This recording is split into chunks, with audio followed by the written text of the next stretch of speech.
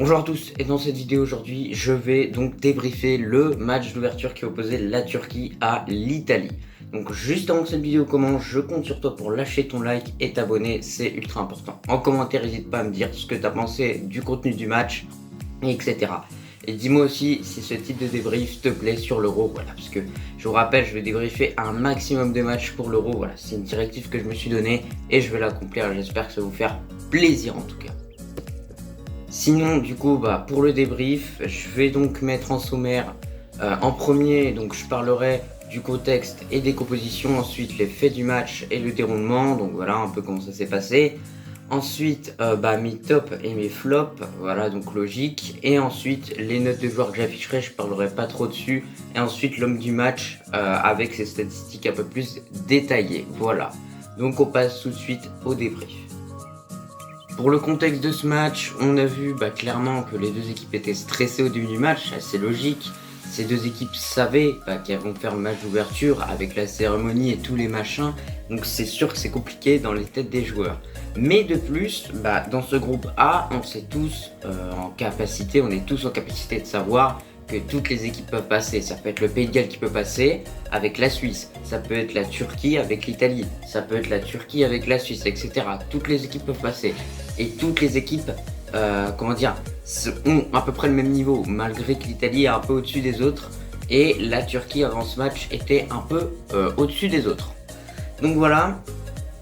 Donc on passe aux compositions, je vous laisse les regarder, voilà. Pour la Turquie en tout cas, il y a quelques points à retenir, voilà. C'était le dispositif habituel avec lequel ils ont joué toutes leurs qualifications, tout simplement. Voilà, donc une défense à 4, un milieu à 4 avec Yuxuflu un peu en dessous, donc ça fait un milieu à 5 dans l'ensemble. Et en pointe, on avait Yilmaz tout seul, voilà. Donc le seul reproche que j'ai à faire en cette composition, c'est avoir préféré Karaman à Under. Et Under, quand il est entré, on l'a clairement vu, il a été beaucoup plus percutant que Karaman. Et voilà.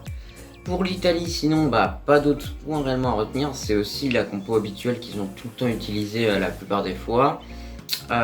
Sinon, au niveau du trio d'attaque, j'aurais bien aimé voir Chiesa, je sais pas pourquoi.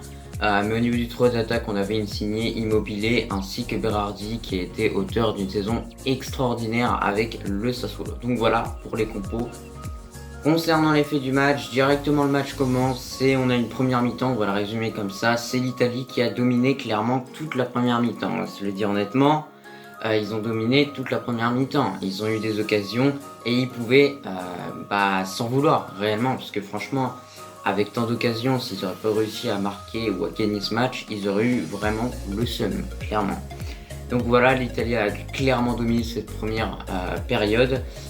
Début de deuxième période, l'Italie continue sa domination et a réussi à ouvrir le score par l'intermédiaire et grâce à un but contre son camp de Demiral, voilà.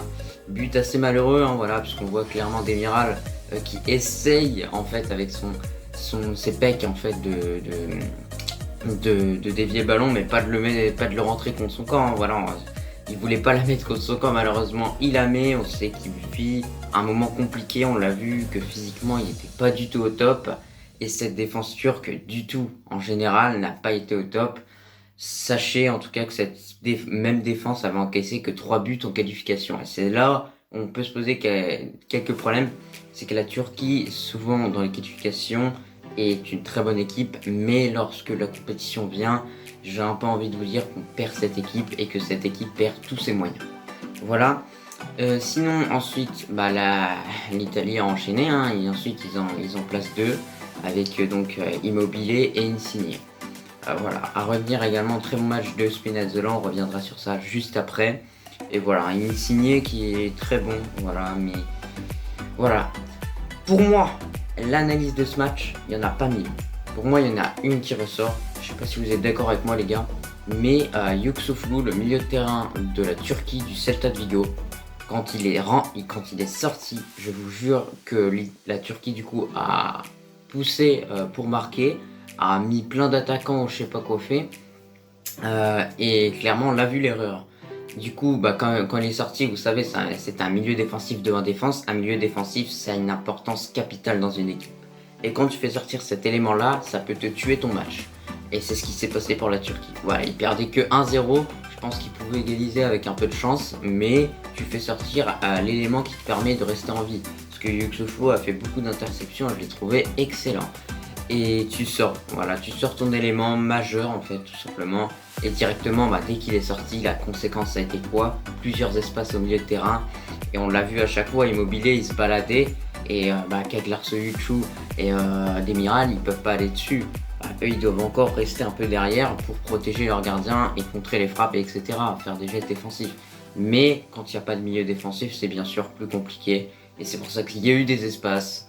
D'où le but de Insigne et d'où le but de Immobilier. Puisque à la base des bases, le but de Immobilier, il n'y a pas trop d'espace. Ensuite, c'est je sais pas qui trouve une passe pour Spinazzola. Spinazzola qui frappe, c'est contré. Il a récupéré Immobilier, il marque. Donc voilà, c'est ça l'élément majeur, c'est vraiment la perte et le remplacement en fait de Yuxuflu qui n'est pas logique puisque ça a tué complètement le match et je pense que le coach a dû s'en rendre compte. Voilà. Sinon ensuite on est passé du coup au fait des matchs etc. L'analyse un petit peu. Maintenant on va passer pour mes tops et mes flops. Donc je vais dire un top par équipe et un flop par équipe. Même s'il n'y a pas tellement de top pour la Turquie, mais on va en trouver un, vous inquiétez pas. Pour la Turquie, moi mon top, c'est clairement Yuxuflu. Alors oui, il est sorti tôt, mais les gars, moi je vous dis, sur le peu de temps qu'il a joué, il a récupéré beaucoup de ballons, il a fait du bien à son équipe à la relance. Et c'est ça que je trouve assez dommage de la part de l'entraîneur turc de l'avoir sorti. Franchement, la Turquie aurait pu égaliser en ayant Yuxuflu. C'est pas parce que tu es un joueur offensif que forcément tu vas être plus offensif. Bref, pour mon top de l'Italie, sans surprise, je mets Spinazzola qui est aussi mon homme du match. Voilà, on va en parler en même temps. Spinazzola qui est juste un joueur incroyable, très sous-coté, auteur d'une excellente saison avec la Roma. Il est très bon. Il est droitier mais capable de jouer à gauche, donc c'est magnifique. J'adore les types de joueurs comme ça. Il est rapide en plus, je sais pas si vous avez vu, 33,8 km/h déjà pour lui. Il commence fort déjà sur premier match et il a réussi à tenir Under vraiment très bien. Alors qu'Under, on sait que c'est un joueur percutant, etc. Et j'ai envie de vous dire que Spinazzola mérite sa place par rapport à Emerson de Chelsea, tout simplement. Mes flops, alors pour la Turquie, moi je vais en trouver un. Le premier, moi j'ai envie de vous dire, c'est Çalhanoğlu. Franchement, Çalhanoğlu, les gars, moi je vais le dire honnêtement, Çalhanoğlu et Karaman, ils ont pas été là. Ils ont pas été là, franchement, ils étaient pas là. Çalhanoğlu, c'est triste parce qu'on retrouve un peu le même problème que j'avais évoqué dans ma vidéo sur les Outsiders, c'est que c'est un joueur, excusez-moi, qui est bon avec l'AC Milan, mais en sélection turque, il est vraiment pas du tout bon. Et on l'a clairement vu et ça nous a encore confirmé ça aujourd'hui. Et ça, c'est vraiment dommage. Ok. Ensuite, pour Karaman, j'ai rien à redire. Je pense que c'est un joueur qui est très décevant. Voilà, très décevant. Moi, je comprenais pas pourquoi il était déjà dans l'équipe. Et voilà, je comprends toujours pas. Voilà, c'est pas un joueur qui mérite cette équipe, sa place dans cette équipe. Et moi, j'aurais mis Under dès le début dans le 11 de départ à la place de l'entraîneur turc. Pour mon flop de l'Italie, moi, il n'y en a pas tant que ça. Mais je dirais en vrai de vrai les gars, je dirais Florenzi, puisqu'il est sorti à la mi-temps et il n'a pas fait grand chose. Donc voilà, Florenzi tout simplement. Je n'ai pas trop de justification à voir. Justification, c'est qu'il n'a pas joué beaucoup et qu'il était pas au niveau. Sinon, du coup, je vous affiche les notes du match, donc les notes SofaScore, ou je sais pas ce que je vais trouver, mais des notes fiables, voilà, avec des statistiques, etc. Je vous mets les notes. Et puis voilà.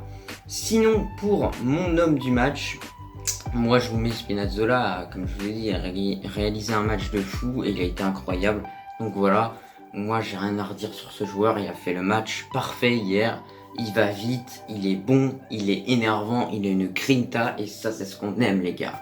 Parce que franchement, quel joueur, et bravo à l'Italie aussi, parce que là c'est en quelque sorte une sorte de conclusion pour ce débrief.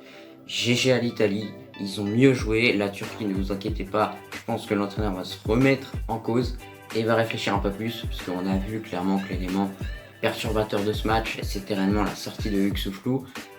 Certains s'en rendent pas compte, certains l'ont pas repéré, mais moi en tout cas je l'ai repéré en analysant bien, parce que faut toujours bien analyser les matchs comme ça qui se jouent à des petits détails qui peuvent grandir tout simplement.